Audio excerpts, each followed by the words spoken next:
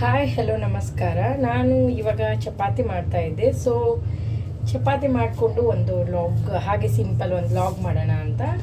Log ಅಂದರೆ ಏನರ ಬಗ್ಗೆ ಅಂದರೆ, ನಾನು ಇವಾಗ ಮೀಶೋದಲ್ಲಿ ತುಂಬ ವಿಡಿಯೋಸ್ ಎಲ್ಲ ಮೀಶೋ ಬಗ್ಗೆ ತುಂಬ ವಿಡಿಯೋಸ್ ಮಾಡ್ತಾ ಇದ್ದೀನಿ ಇನ್ಸ್ಟಾದಲ್ಲಿ. ಸೊ ಅದ್ರ ಬಗ್ಗೆ ಎಲ್ರಿಗೂ ಒಂದು ಡೌಟ್ ಇರುತ್ತೆ. ಹಾಗೆ ತುಂಬ ಜನ ಕ್ವಶನ್ ಕೂಡ ಕೇಳಿದ್ದಾರೆ, ಏನು ಹೇಗೆ ಮಾಡಿದೆ, ಯಾವ ಥರ ಅಂತ.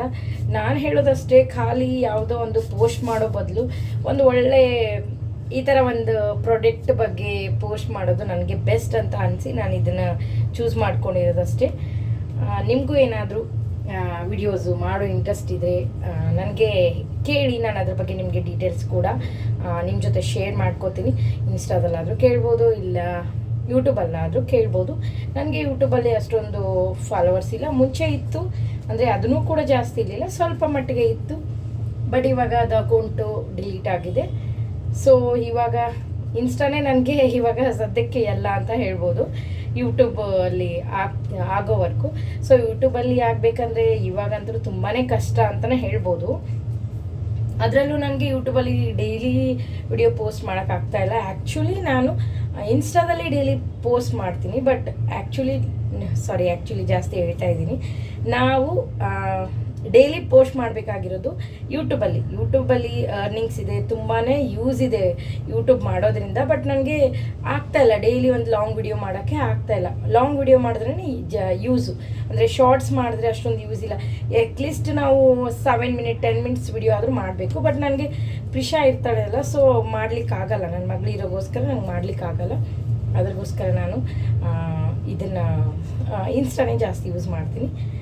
ಸೊ ಮೀಶೋದಲ್ಲಿ ನಾನು ಏನೋ ಒಂದು ಸುಮ್ಮನೆ ಹೀಗೆ ಡೈಲಿ ನಾನು ಆಲ್ಮೋಸ್ಟ್ ಮೀಶೋದಲ್ಲಿ ನನಗೆ ಒಳ್ಳೆ ಪ್ರಾಡಕ್ಟ್ ಅನಿಸಿದರೆ ನಾನು ಯಾವ ವೆಬ್ಸೈಟ್ ಆದರೂ ತರಿಸ್ತೀನಿ. ಚೀಪ್ ಅಂತ ಅಲ್ಲ, ಯಾವ ವೆಬ್ಸೈಟ್ ಆದರೂ ತರಿಸ್ತೀನಿ. ಕಾಸ್ಟ್ಲಿ ಇರಲಿ ಚೀಪ್ ಇರಲಿ, ಯಾವುದೇ ವೆಬ್ಸೈಟ್ ಒಳ್ಳೆಯದು, ನನಗೊಂದು ಪ್ರಾಡಕ್ಟ್ ಬಗ್ಗೆ ಕ್ವಾಲಿಟಿ ಚೆನ್ನಾಗಿ ಬರ್ತಾ ಇದೆ ಅಂದರೆ ನಾನು ತರಿಸ್ತೀನಿ. ಮುಂಚೆ ಇದನ್ನು ಮೀಶೋದಲ್ಲಿ ಪ್ರಾಡಕ್ಟ್ ತರಿಸ್ತಾ ಇದೆ.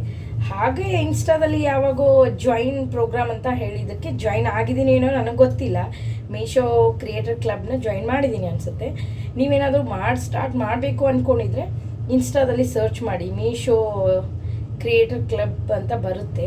ಅದರಲ್ಲಿ ಸರ್ಚ್ ಮಾಡಿ, ಅದಕ್ಕೆ ನೀವು ಫಾಲೋ ಮಾಡಿದ್ರೆ ಅಲ್ಲಿ ಜಾಯಿನ್ ಪ್ರೋಗ್ರಾಮ್ ಅಂತ ಬರುತ್ತೆ. ನೀವು ಅದನ್ನು ಜಾಯಿನ್ ಮಾಡಿಕೊಂಡ್ರೆ ಅವರು ನಿಮಗೆ ಯಾವ ಥರ ಮಾಡೋದು ಅದ್ರ ಬಗ್ಗೆ ನಿಮಗೆ ಮಾಹಿತಿ, ಅಂದರೆ ಡೀಟೇಲ್ಸ್ ಕೊಡ್ತಾರೆ.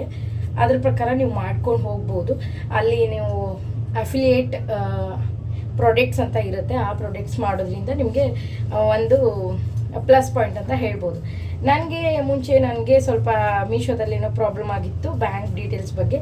ಸೊ ನಾನು ಅದರದ್ದು ಅರ್ನಿಂಗ್ಸ್ ಬಗ್ಗೆ ಅಷ್ಟೊಂದು ತಲೆ ಕೆಡಿಸ್ಕೊಂಡಿಲ್ಲ. ನಾನು ಜಸ್ಟ್ ನನಗೆ ಫಾಲೋವರ್ಸ್ ಗೇನ್ ಆಗಲಿ, ಆಮೇಲೆ ನೋಡ್ಕೊಳ್ಳೋಣ ಅಂತಲೇ ನಾನು ಸ್ಟಾರ್ಟ್ ಮಾಡಿರೋದು.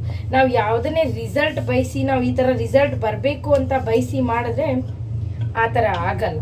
ಸೊ ನಾವು ಏನನ್ನು ಬಯಸ್ದೇ ಮಾಡಬೇಕು ಅಂದರೆ ಸಕ್ಸಸ್ ಆಗ್ತಾರೆ ಅಂತಾರಲ್ಲ, ಹಾಗೆ ನಾನು ಇವಾಗ ಸ್ಟಾರ್ಟ್ ಮಾಡಿದ್ದೀನಿ. ಆಲ್ಮೋಸ್ಟು ನಾನು ಇವಾಗ ನಂಗೆ 10 ಡೇಟ್ಗೆ, ಈ ಮಂತ್ 10ಗೆ ನನಗೆ ನಾನು ಮೀಶೋದಲ್ಲಿ ಈ ಥರ ವಿಡಿಯೋಸ್ ಮಾಡೋಕ್ಕೆ ಸ್ಟಾರ್ಟ್ ಮಾಡಿ, ಪ್ರಾಡಕ್ಟ್ ಬಗ್ಗೆ ರಿವ್ಯೂ ಕೊಡೋ ವಿಡಿಯೋಸ್ ಸ್ಟಾರ್ಟ್ ಮಾಡಿ 2 ಮಂತ್ ಆಗುತ್ತೆ. ನಾನು ಮುಂಚೆನೂ ಕೊಡ್ತಾ ಇದ್ದೆ, ಬಟ್ ನನಗೆ ಅದರಿಂದ ಏನು ಯೂಸ್ ಇರಲಿಲ್ಲ. ಆದರೂ ಕೊಡ್ತಾ ಇದ್ದೆ. ಅಮೆಝಾನಲ್ಲಿ ಕೊಟ್ಟಿದ್ದೀನಿ, ಅಮೆಝಾನ್ ಬಗ್ಗೆ ಕೊಟ್ಟಿದ್ದೀನಿ, ಫ್ಲಿಪ್ಕಾರ್ಟ್ ಬಗ್ಗೆ ಕೊಟ್ಟಿದ್ದೀನಿ, ಮಿಂತ್ರಾ ಬಗ್ಗೆನೂ ಕೊಟ್ಟಿದ್ದೀನಿ. ಆಮೇಲೆ ಫಸ್ಟ್ ಕೈಯಲ್ಲೂ ಪ್ರಾಡಕ್ಟ್ ತರಿಸಿ ನಾನು ಕೊಟ್ಟಿದ್ದೀನಿ. ಅದರಿಂದ ನನಗೆ ಏನು ಲಾಭ ಇರಲಿಲ್ಲ. ಸೊ ಆದರೂ ಮಾಡ್ತಾಯಿದ್ದೆ. ಇದರಲ್ಲಿ ಮೀಶೋಯಿಂದ ಏನಂದರೆ ನನಗೆ ಫಾಲೋವರ್ಸ್ ಕೂಡ ಗೇನ್ ಆಗ್ತಿದ್ದಾರೆ. ಅದರಲ್ಲಿ ಫ್ಯೂಚರಲ್ಲಿ ನೋಡೋಣ, ಬ್ಯಾಂಕ್ ಡೀಟೇಲ್ಸ್ ಏನಾದರೂ ಸರಿ ಹೋದರೆ ನನಗೊಂದು ಸ್ವಲ್ಪ ಅರ್ನಿಂಗ್ ಆಗಿ ಹೆಲ್ಪ್ ಆಗ್ಬೋದು ಅನ್ನೋ ಒಂದು ರೀಸನ್ಗೆ. ಬಟ್ ನಾನು ಅರ್ನಿಂಗ್ ಮೇಲೆ ಜಾಸ್ತಿ ಇದು ಕೊಟ್ಟಿಲ್ಲ, ಸುಮ್ಮನೆ ನನಗೆ ಫಾಲೋವರ್ಸ್ ಆದರೆ ಸಾಕು ಅಂತ ಮಾಡ್ತಾಯಿದ್ದೀನಿ. ಇವಾಗ ಹೆಂಗೆ ಅಂದರೆ, ಫಾಲೋವರ್ಸ್ ಜಾಸ್ತಿ ಆದರೆ ವ್ಯೂಸ್ ಚೆನ್ನಾಗಿ ಬರುತ್ತೆ. ವ್ಯೂಸ್ ಚೆನ್ನಾಗಿ ಬಂದರೆ ನಮಗೆ ಅರ್ನಿಂಗ್ ಆಮೇಲೆ ಆಗ್ಬೋದಲ್ವ. ಸೊ ಅರ್ನಿಂಗ್ ಬಗ್ಗೆ ಜಾಸ್ತಿ ತಲೆ ಕೆಡಿಸ್ಕೋಬಾರ್ದು, ಫಸ್ಟು ವಿಡಿಯೋ ಮಾಡಬೇಕು ಅಷ್ಟೇ. ನಾನು ಮುಂಚೆ ಸ್ಟಾರ್ಟ್ ಮಾಡಿದಾಗ ಅಷ್ಟೊಂದು ಏನು ಮಾತಾಡಬೇಕು, ಹೆಂಗೆ ಮಾಡಬೇಕು ಏನೂ ಐಡಿಯಾ ಇರಲಿಲ್ಲ. ಮಾಡ್ಕೊಂಡು ಹೋದರೆ ಅದು ಐಡಿಯಾ ತಾನಾಗೆ ಬರುತ್ತೆ. ಹಾಗೆ ಯಾರಾದರೂ ವಿಡಿಯೋಸ್ನ ರೆಫರೆನ್ಸಾಗಿ ತೊಗೋಬೇಕು.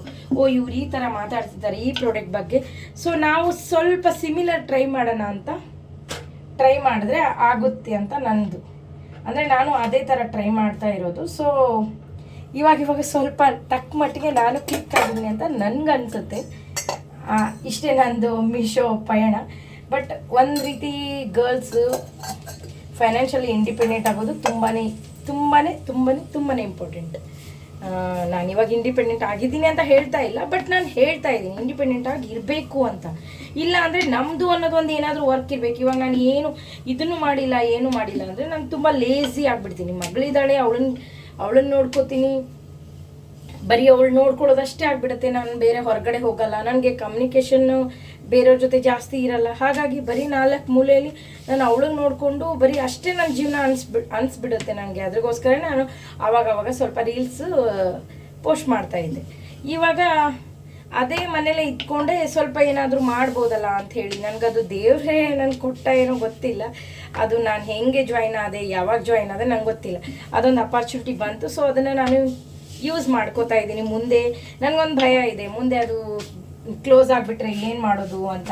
ಯಾಕೆ ಅಂದರೆ ನಾನು ಮುಂಚೆ ಮೋಜಲ್ಲಿ ವಿಡಿಯೋಸ್ ಮಾಡ್ತಾಯಿದ್ದೆ. ಅದರಲ್ಲಿ ನನಗೆ ನೀವು ನಂಬಲ್ಲ 2 ಲ್ಯಾಕ್ ಅಬೌವ್ ಫಾಲೋವರ್ಸ್ ಇದ್ದರು. ಇವಾಗಲೂ ಕೂಡ ಚೆಕ್ ಮಾಡಿದ್ರೆ ಇದ್ದಾರೆ. ಮೋಜಲ್ಲಿ 2 ಲ್ಯಾಕ್ ಅಬೌವ್ ಫಾಲೋವರ್ಸ್ ಇದ್ದಾರೆ ನನಗೆ.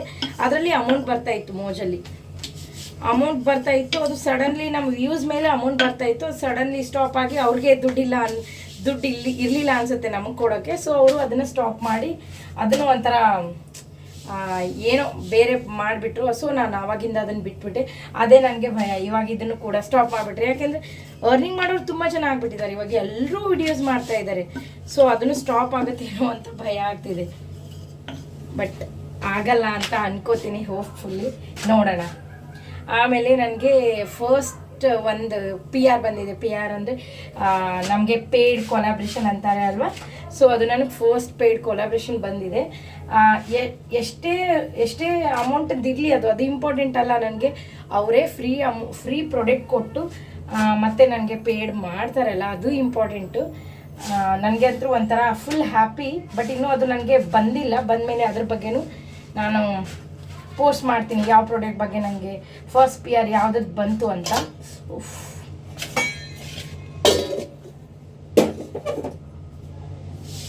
ಇದರಲ್ಲಿ ಮೀಶೋದಲ್ಲಿ ನಾನು ಫಸ್ಟ್ ಅಂದರೆ ನನಗೆ ಅಮೌಂಟ್ ಕೈಗೆ ಬಂದಿಲ್ಲ, ಬಟ್ ನನ್ನ ಬ್ಯಾಂಕ್ ಅಕೌಂಟ್ ಪ್ರಾಬ್ಲಮ್ ಆಯಿತು ಅಂದೆ ಅಲ್ವಾ.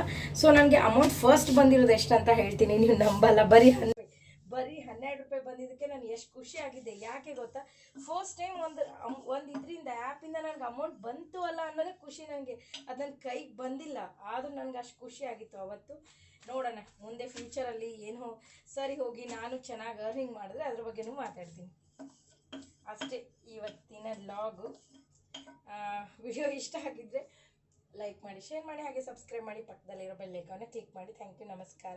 ಇವಾಗ ಚಪಾತಿ ಮುಗಿಯೋವರೆಗೂ ನಾನು ಮಾತಾಡಿದ್ರೆ ತುಂಬ ಲೆಂದಿ ಆಗಿಬಿಡುತ್ತೆ. So bye, thank you.